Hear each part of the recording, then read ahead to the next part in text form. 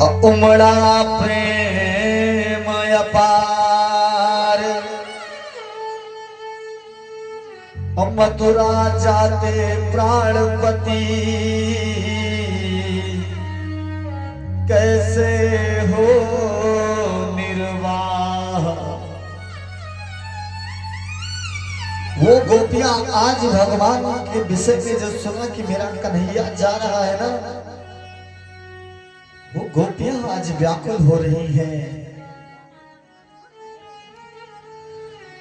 ब्रज गोपियां विधाता को कोसने लगी, कहने लगी हे कन्हैया तू तो जैसे मैत्री भाव से, अरे विधाता तुमको थोड़ी सी भी दया नहीं है, तुमको थोड़ा सा भी कष्ट नहीं होता, थोड़ा सा भी मैत्री भाव नहीं है तुम्हारे अंदर।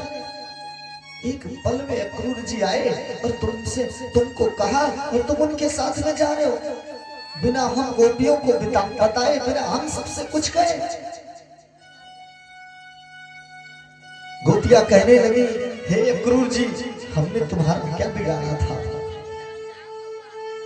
हमने तुम्हारा क्या बिगाड़ा था जो हमारे प्राणनाथ को, हमारे प्राण वल्लभ को, हमारे कन्हैया को हमसे छीनने आ गए। हमने क्या बिगाड़ दिया था कि सुंदर तनयति सौम्य सुख, अपर स्वभाव से क्रूर, सुंदर वह नर मूर्ख है जो तेरे ओ नाम धरो अक्रूर।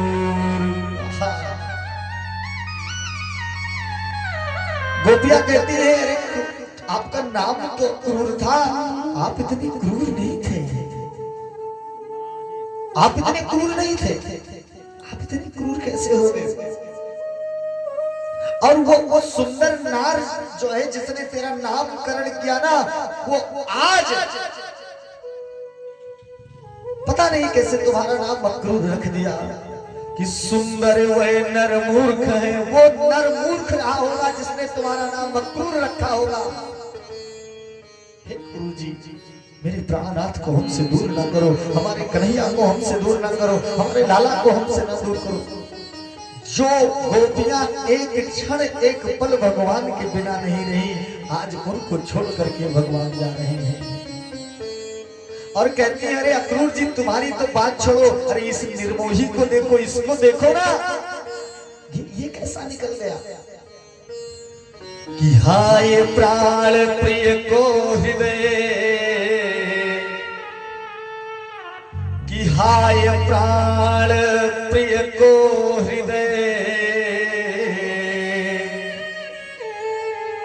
कैसे भयो कठोर। देखो इस कन्हैया को, आज हमारे प्राण वल्लभ का हृदय कितना कठोर हो गया। रथारूढ़ मुखरित उतय,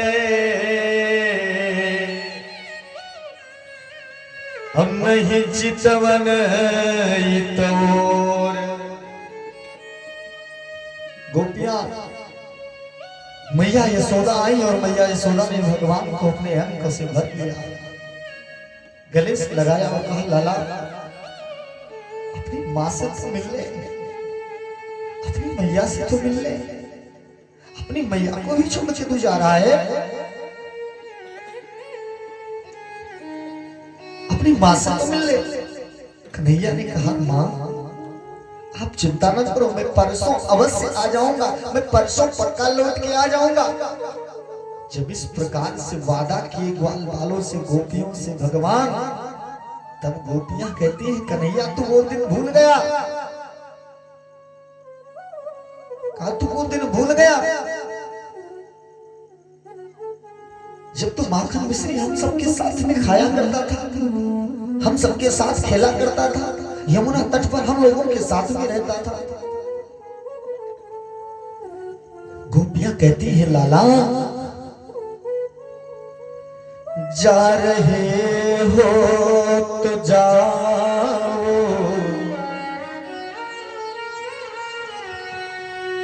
जा रहे हो तो जाओ,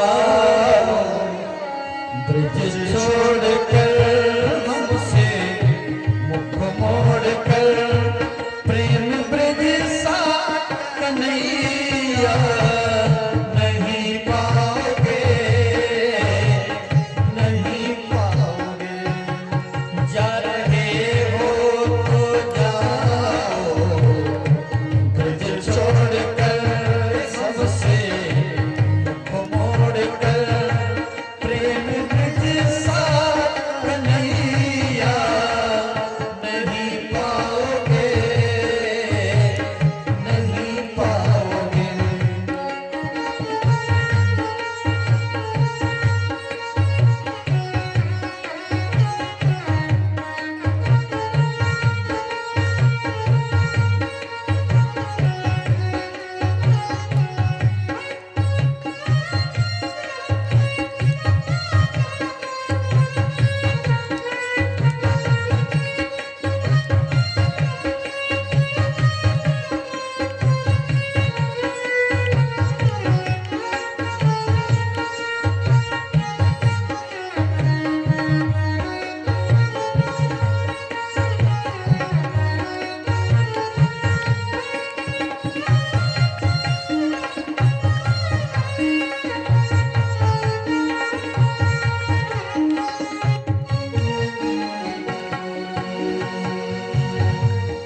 ये कदम लताओं की डालियां,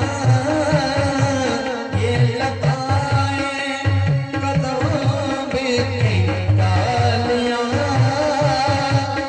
तेरे बचपन की साथी सवरियां, ये लताएं कदमों की डालियां, तेरे बचपन की साथी सवरियां, कोई गलियां कहानी तेरी गा रही, हाँ तेरी गा रही, ऐसी गलियां कन्हैया नहीं पाओगे, नहीं पाओगे। जा रहे हो तो जाओ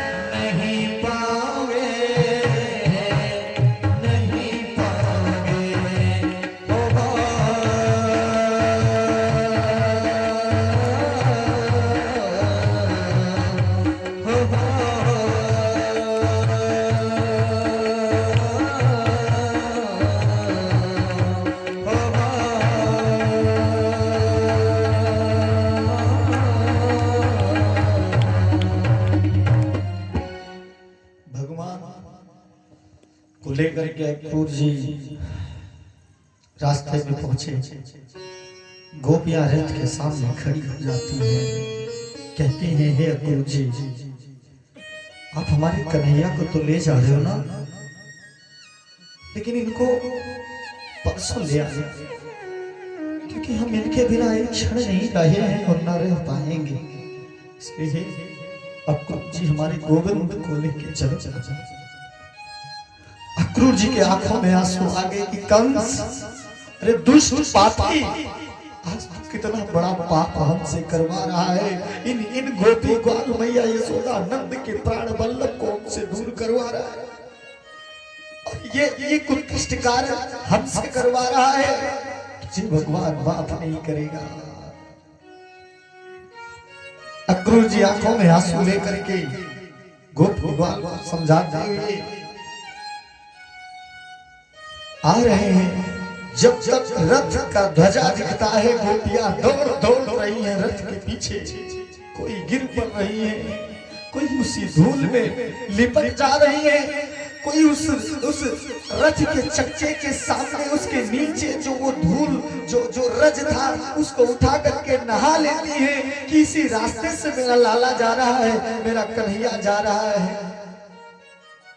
इस भाव से गोपियां भगवान का चिंतन करते हुए पीछे दौड़ रही हैं। जब जब धूल उड़ती रही, गोपियां उस भगवान को देख रही है कि कहाँ है, कब तक है।